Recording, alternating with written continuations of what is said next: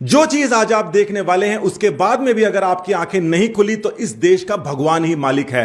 चीनी company MI ने वो काम कर दिया है जिसके बाद के अंदर कोई शक नहीं रह गया कि जो बात हमेशा आपको बताते गए हैं कि चीन की कोई भी कंपनी जो प्राइवेट होने का दिखावा करती है असल में वो सरकारी कंपनी ही है और वो आपका डेटा और अन्य सामग्री चीनी सरकार को जब चाहे उपलब्ध करवा सकती है। ये जो मोबाइल आप देख रहे हैं ये चीनी कंपनी एमआई का मोबाइल है और इसके अंदर आप समय भी देख सकते हैं, सब कुछ देख सकते हैं और साथ ही के अंदर आपको दिखाई दे रहा होगा ये वेदर ऐप। इस वेदर ऐप को क्लिक करते हैं और ये यहां पर दिखा देता है कि इस समय कहां पर क्या वेदर चल रहा है। अब यहां पर अरुणाचल प्रदेश का किसी वेदर को देखने की कोशिश करते हैं मगर उसके पहले किसी और शहर का भी देखने की कोशिश करते हैं। तो यहां पर क्लिक कर देते हैं तो यहां पर सीकर का और चंडीगढ़ का आपको टेंपरेचर दिखाई दे रहा है। अब किसी और शहर को मैं ऐड करने की यहां पर कोशिश करता हूं। मान लीजिए पटना ऐड करते हैं, PAT।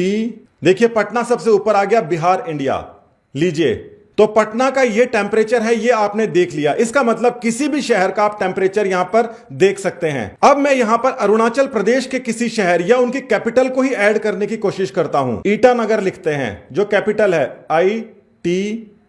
देखिए यहां पर ईटानगर की जगह कुछ और ब्राजील का जरूर शहर आ रहा है मगर अरुणाचल प्रदेश का शहर यहां पर नहीं आ रहा। अरुणाचल प्रदेश को चीन अपना हिस्सा मानता है और जो चीनी कंपनी है वो अरुणाचल प्रदेश का वेदर रोक देती है। इसी प्रकार से ये कोई साधारण घटना नहीं है क्योंकि वेदर रिपोर्ट करना ही एक बहुत बड़ी बात है। जैसे थोड़े समय पहले POK के अंदर जितने शहर है वहां पर इंडिया ने अपना वेदर रिपोर्ट करना शुरू किया था जिसके बाद में पाकिस्तान को खलबली मच गई थी और यहां पर ईटानगर का वेदर रोक दिया गया है। एक और चीज चेक कर लेते हैं कि क्या वहां के किसी और शहर का नाम यहां पर आता है या नहीं। एजोल को डाल के देखते हैं, AIZAWL। देखिए एजोल मिजोरम यहां पर दिखाई दे रहा है। नेहरू जी जब प्रधानमंत्री थे उस समय चीन के प्रीमियर यहां पर आए थे और उन्होंने यह बात रखी थी कि आप अरुणाचल प्रदेश ले लो और पूरा का पूरा अक्साई चीन और लद्दाख वाला जो एरिया है वो आप हमको दे दो। नेहरू जी ने उस समय कहा था कि भाई अरुणाचल प्रदेश तो पहले से हमारा है क्योंकि जब ब्रिटिशर्स छोड़ के गए थे उसके समय ही वहां पर मैकमोहन लाइन वो लगा के गए थे। मैकमोहन लाइन किस प्रकार से लगी जाती है इसके बारे में अलग बात कर लेंगे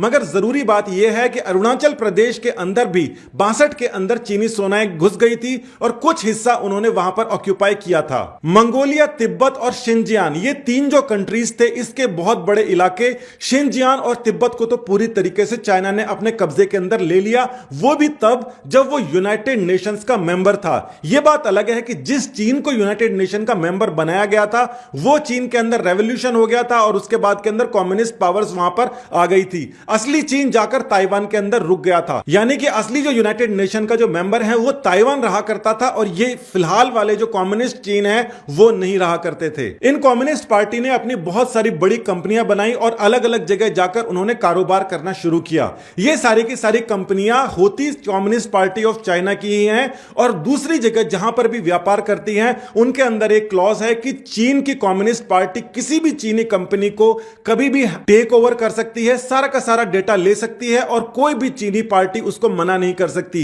एक और बात आपको जाननी पड़ेगी कि किसी भी प्राइवेट चीनी पार्टी के अंदर यानी कि किसी भी कंपनी के अंदर कम्युनिस्ट पार्टी के मेंबर्स, कॉमरेड उसके अंदर होने जरूरी हैं। जितने ज्यादा लोग उसके अंदर, जितनी बड़ी कंपनी बनती जाएगी उतने ही ज्यादा उसके अंदर कम्युनिस्ट पार्टी यानी कि गवर्नमेंट के लोग उसमें नौकरी करने लग जाते हैं। यानी कि MI जो कंपनी है उसके अंदर भी कम्युनिस्ट पार्टी के सरकारी लोग नौकरी कर रहे हैं जो कि सूचनाएं आगे भेज रहे हैं। इस बारे में किसी को कोई शक नहीं है मगर पहली बार यह देखा जा रहा है कि इस प्रकार से अरुणाचल प्रदेश के हिस्से को इंडिया के अंदर दिखाना तक बंद कर दिया गया है। इन सब का कारण यह है कि हाल ही के अंदर गलवान घाटी में क्लैश हुआ था। कुछ समय तक एंटी चाइना सेंटिमेंट्स हावी हुए थे, कई सारे लोगों ने चीनी चीजों का बहिष्कार कर दिया था मगर मामला यहां पर रुका नहीं। अभी थोड़े दिनों के अंदर अलग अलग प्रकार की सेल्स आ रही हैं, उसके अंदर लाखों की तादाद के अंदर ये चीनी मोबाइल बिक रहे हैं जिसके बाद में चाइना को समझ में आ गया कि यहां पर तो जो दूसरे गुट हैं वो सारे के सारे इन सब चीजों को न्यूट्रलाइज करने में लगे हुए हैं और यहां पर ये हमारे ना प्रोडक्ट्स खरीदने से रुक सकते हैं ना ही इनके ऊपर किसी प्रकार की बात होगी। और इतनी बड़ी हरकत करने की चीन ने ना सिर्फ सोची बल्कि कर भी दी। अब आप ये सोचिए कि आपकी जो फोटोग्राफ्स हैं, आपकी जो कॉल रिकॉर्डिंग्स है, आपकी जो लोकेशन है और आपका जो मोबाइल है,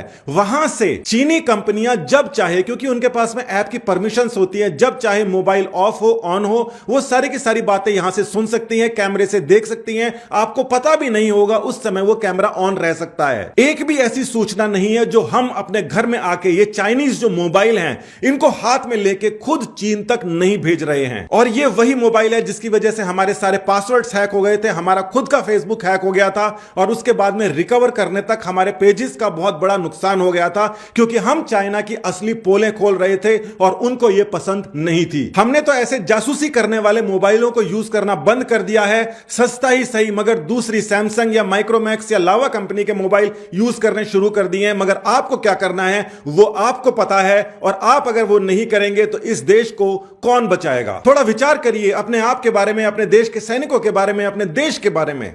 धन्यवाद। जय हिंद।